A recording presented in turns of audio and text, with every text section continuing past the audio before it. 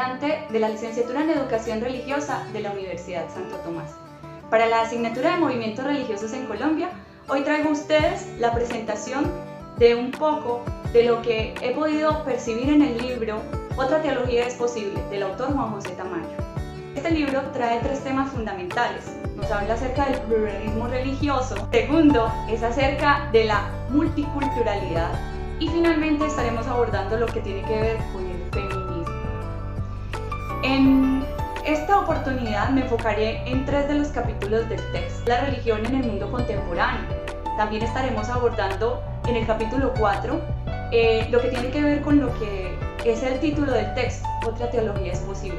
Y finalmente nos encontraremos en el capítulo 7 con la revolución feminista, que no es a veces como nos la pintan o como nos la imaginamos. Así que vamos a comenzar. Inicialmente, no podemos desconocer que hay un término fundamental desde mi percepción en el texto, y es el tema del diálogo. Esa dialógica no puede ser sino construida desde la espiritualidad y la teología. Por eso, en el texto se nos presentan 3 tipos de teología. Estamos hablando de la teología del pluralismo religioso, la teología feminista y también la teología de la liberación. En el capítulo 1, por ejemplo, podríamos hablar acerca de temas como el hecho de pensar que la religión en un momento ya no iba más. Y yo no me refiero solamente al cristianismo, o sea, la experiencia religiosa en general. La sociedad creyó en algún momento que ya no se necesitaría de lo divino. Sin embargo, se vio y se sigue viendo como fenómeno el hecho de que aún así se han mantenido y que de hecho por allá en los 70 se habló acerca de la venganza de Dios, ¿cierto? O algo así como el resurgimiento de lo divino, como lo llamaron algunos autores. Y esto da lugar a que se fortalezcan nuevamente estas diferentes experiencias religiosas.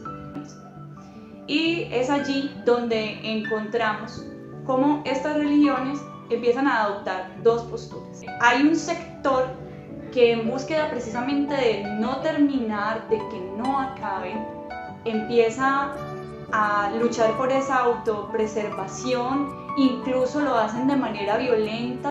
Se generan también movimientos que se dan cuenta de que no es posible continuar si no hay una apertura, si no hay una conciencia frente al hecho de lo que hay alrededor, que es distinto y que hay que entrar en diálogo con eso que es diferente. Por eso en este capítulo nos hablan acerca de hacia dónde tiene que apuntar la religión de hoy. ¿Sí? Las experiencias religiosas, sean cuales sean, no deben estar quedándose en los fundamentalismos.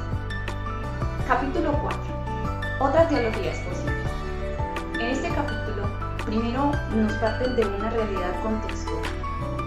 Si bien estamos ante un cambio de época, este cambio de época necesita una teología que responda.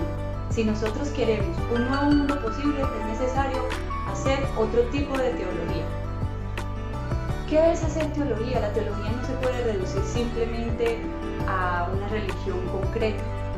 La teología es algo que se da a nivel mundial y se aterriza al contexto. Es esa reflexión frente a la divinidad, frente a la experiencia espiritual, religiosa. Y por eso no está sujeta a una religión específica. Entonces, tendríamos que tener en cuenta primero cuáles son estas realidades sociales que nos están acompañando. Pero hay que ver, ¿cierto?, que hay que prestarle atención a cuestiones como esta visión frente al mundo en distintos ámbitos, ¿sí? Los derechos humanos, en el tema nuevamente de qué es como lo diverso, frente incluso al género, a lo ecológico, a lo político, social, todo esto enmarcado en buscar juntos las formas de dar una mejor respuesta.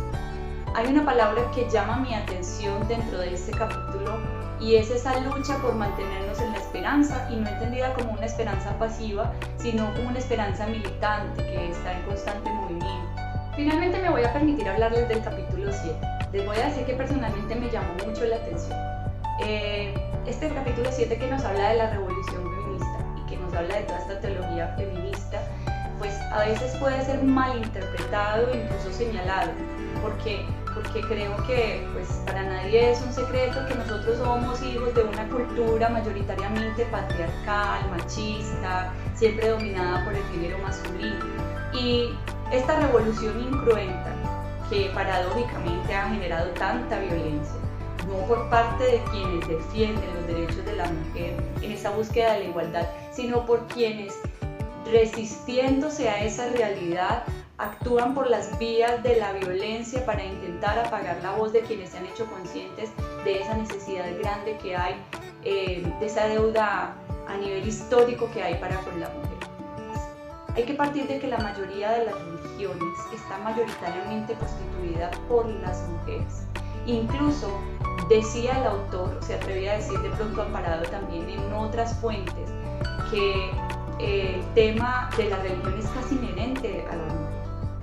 Ahora, algo que llamaba mi atención en este capítulo era toda esa reflexión de cómo había que cambiar incluso el lenguaje. ¿Por qué? Porque bajo ese pretexto de que en las religiones incluso la figura de Dios siempre ha sido asociada a lo masculino, ha venido teniendo un cambio desde estas reflexiones teológicas. Mi opinión personal frente al texto llama mucho mi atención. Hay unas reflexiones bastante interesantes. Pienso que aún hay mucho por asumir para que de verdad esto sea posible. Estamos en camino de construcción, pero si queremos de verdad que las religiones continúen siendo lo que han sido o lo que queremos que sean, ir hacia esa utopía implica también unos cambios de mentalidad, una apertura, una disposición y sobre todo una lucha por favorecer la verdadera igualdad.